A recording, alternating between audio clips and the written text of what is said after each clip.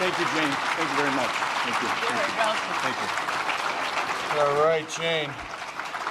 Well, first of all, thank you very much. It's wonderful to see everybody, and I want to wish you all a happy new year. Obviously, a lot of excitement, not only here, but throughout the country with everything that's going on with our athletic teams. Obviously, the Patriots playing tomorrow. Yeah, let's hear a yeah for the Patriots. All right.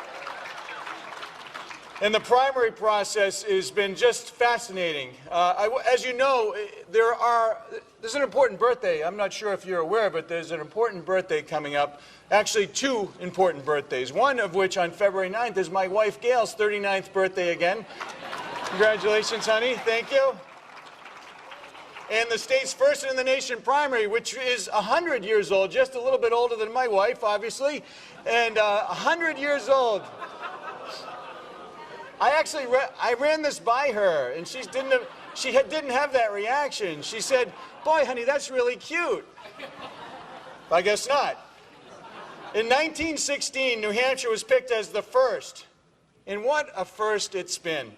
With that honor comes, as you know, great responsibility. And I see it now more than I ever did growing up. What's clear is that picking a president in the first in the nation primary state is the people's business. It's the people's job, not the special interests, not the party bosses, not the TV networks, or the folks that have never run a political race in their life. By the way, I've run 13 races, not including primaries. I'm 11-2, and to have somebody who's never run, ever, and they're a political pundit telling us who to vote for and why this person or that person is going to win or lose, I find quite frankly fascinating in kind of a weird way, in that they have no idea what they're talking about. 100 years later, this is even more true today. We're facing threats unlike any other time in our country's history. Terrorist groups like ISIS, Boko Haram makes ISIS and Al-Qaeda look like, first graders. They're the folks that are killing the most in the world. We have not only terrorist threats abroad, but we have them here at home as well. The stock market is like a merry-go-round, going up and down, Ferris wheel, all over the place. The Fed has run out of tools in their so-called toolbox to help our economy. The world is, as you know it, more dangerous than it's ever been. You have the threats of this horrendous deal with Iran, where they're ultimately going to, as you know, have already and will continue to violate it. But now they have $150 billion to give to their friends to export terrorism around the region and the world. Then you have Russia with Crimea and Ukraine, China poking and prodding its neighbors, changing the law of the air, the law of the sea, and really testing us each and every day. Our allies don't trust us, folks. They don't respect us. Our foes don't fear us.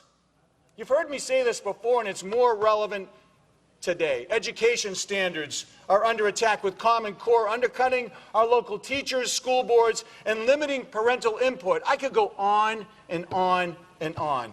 You know exactly what I'm talking about. And what is this president doing? It's exactly what our forefathers, our founding fathers, warned against. He's not only using the phone, which he obviously couldn't use in the old days, but he is making unconstitutional executive orders. He's rewriting the rules to suit himself and his personal partisan allies, changing the very nature and fabric of this great country. TV networks are deciding who can and cannot participate in debates. And once again, while I said people who have never run for political office or who have never supported anyone running for political office are so-called political pundits, telling us who's going to win and why. And that's not all. The Washington insiders and special interests think that they have all the answers. You've heard it before by many of the candidates. But today we have a message for Harry Reid and Chuck Schumer and our party bosses and anyone else who thinks we need to reassess the nominating process and also make changes after this election by taking away New Hampshire's first in the nation primary status. We won't let you, them, do it. because this state and the people that live here take great honor and pride in the job that has been bestowed upon it and upon you to assess each and every candidate that's running for political office, as we have done for the last 100 years. But let me just say something. I think that this is the perfect state for vetting the political candidates, because we take time and effort and energy to get to know each and every candidate. And we take that job very seriously. I know that more now than I ever have in my life.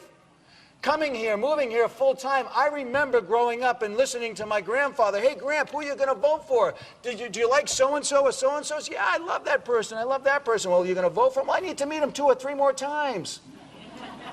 You all know it's true. And Gail and I are honored to be here, number one. We're honored to represent you in the last Senate battle, number 2.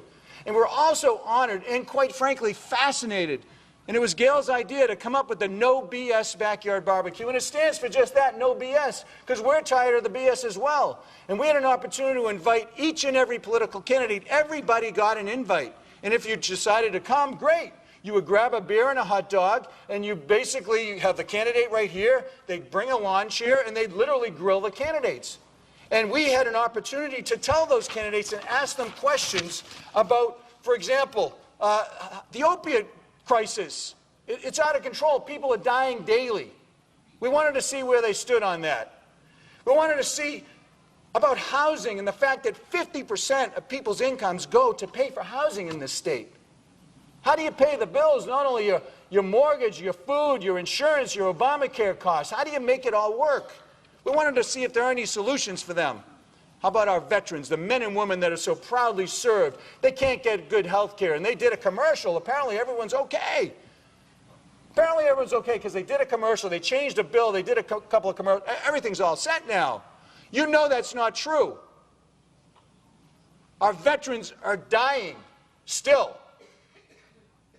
Whether they're killing themselves through suicide, PTSD problems, whether they're not getting the care and coverages that they need and deserve because of their service. We didn't pull any punches when it came to national security either. We talked about ISIS. We talked about Boko Haram. We talked about our borders and how porous they are and how illegals and criminals and potential terrorist elements can come up through our porous borders, as General Kelly has told us. I'm not making this up. You know it's true. The other side's ignoring it. When you ask Hillary Clinton about the first 9 things she would do, our national security and dealing with terrorism wasn't even the top 10. There's such a stark difference, folks, between what we're trying to accomplish in the GOP. The amazing candidates that we have, from one to the final person, it's unbelievable. And we are so lucky to have so many incredibly qualified candidates out there. And each and every one of you plays a role in that process. I just want to share something because I saw Carly. And it was funny, the backyard barbecue, people say, well, Scott, you know, who are you voting for? Well, I asked, well, who are you voting for, ma'am? Because I saw you at the first barbecue with Governor Kasich. We had almost 400 people there. Imagine cooking hot dogs for 400 people. 400 people, and that people would come out, and she said, I love Governor Kasich. I've never met him before. He's great. Well, the next night we had about 300 for Governor Christie, and I said, well, what do you think of Governor Christie? I love him. He's amazing. I thought you were with Governor Kasich. No, I'm with Chris Christie now. Well, and then next week we had Carly. We had 453 for Carly. What do you think about Carly? Oh, my goodness, I love Carly. She's amazing. I said, but you were with Christie and Kasich. No, I'm with Carly now. And then Lindsey Graham came, and then Huckabee came, and then Trump came, and Cruz, and Rubio, and Bush. And every single person said the same thing. And I'm sure there are people in here right now that are still undecided. I venture, and I have it on good authority, there's still 40% of our citizens are still undecided. And you know better than anyone else that it takes the last 3, 4, 5 days for ultimately people to say, you know what, I'm with so-and-so. Gail and I are no different. No different. Because we have some incredible, incredible candidates out there. So you know what? Being able to go face-to-face with these people and talk about all those important issues, as you've been doing here today with the candidates, is truly once-in-a-lifetime historic opportunity. The fact that Gail and I had 10 presidential candidates to our home is historic. The only people in the country to do it. And it's been an honor to try to help others. Upwards of 1,200 people for Trump, over 450 for Cruz, over 450 for Rubio, over 400 for Bush, people who are truly undecided independent voters in our state. That being said, here's my concern. My concern is that because we don't have an opportunity, but we don't take advantage of that opportunity, that once we've gone through this vetting process, once we've gone through the blood sport of politics, is that we don't come together behind a candidate, because what's being looked at outside is they want to change the process. You've heard Harry Reid, you've heard Chuck Schumer, you've heard the political GOP bosses. They want to take this away from us. And if we don't take advantage of this opportunity by uniting behind anybody, then we're going to miss an opportunity to do a few things. Take back the corner office here, increase our numbers in the House and Senate, keep the executive council, send back a great senator, send back 2 congressmen or women, and also take the White House, because guess what? If we lose the Senate and we have the House and the White House, then Chuck Schumer's the majority leader. He's going to make Harry Reid look like a pussycat, okay? And that way we're going to have total gridlock, and anything that any of the candidates that you want to support is not going to get done. And that's a poor reflection on us as the first in the nation, because they look at us and they say, boy, we love that, but they can't get through the infighting, the personal attacks within the party, the putting down of each other. And by the way, are you all done with the lessons? I see you, don't worry. Are you all done with the lessons? Okay? You didn't show me a lesson. You didn't show Mitt Romney a lesson. You're not showing anybody lessons. You know what the lesson is? That we're losers. And I'm tired of being a loser in that. I want to send good people who are going to represent our state and our country to Washington. And if we don't unite, I don't care if it's behind Chris Christie, Donald Trump, Cruz, whoever it is, whoever that nominee is, if we do not unite, we miss an opportunity, because the Democrats tell you where to vote, how many times to vote, and bring in all sorts of people to help you vote, okay? So I'm asking you, I'm begging you as a citizen of New Hampshire to make sure that we do not lose the Senate, to make sure that we send somebody to the White House that we can all get behind. And we have to do it because the Democrats will. And if we don't unite, it's a simple solution. Hillary Clinton will be the next president, or a President Socialist Sanders. You take your pick. Really, that's the choice. That is the choice. Or how about a Senator Hassan? Are you kidding me? Are you kidding me? Chuck Schumer will lead her around, just lead her around saying, you vote here, you vote here. No, I don't want to hear from you. You put on some minor committee.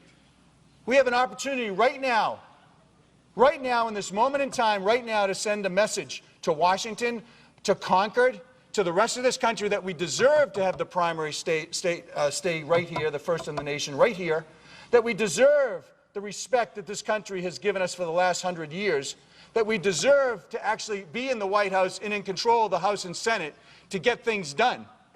That's the only way we're going to get things done and right the ship, to push back against all the things that this administration has done. The only way. So do not wake up and have regrets the day after the election. Do not wake up and have regrets after this election. Find a way in your heart, in your prayers, to reach out and support the person that is our ultimate nominee. In Senate, in Congress, in governor, in president, all the reps and senators who are going to need your help in the local levels. Or guess what? We're going to have 4 to 8 more years of Barack Obama, a.k.a. Hillary Clinton, Bernie Sanders. So I just want to close with this. Go Patriots!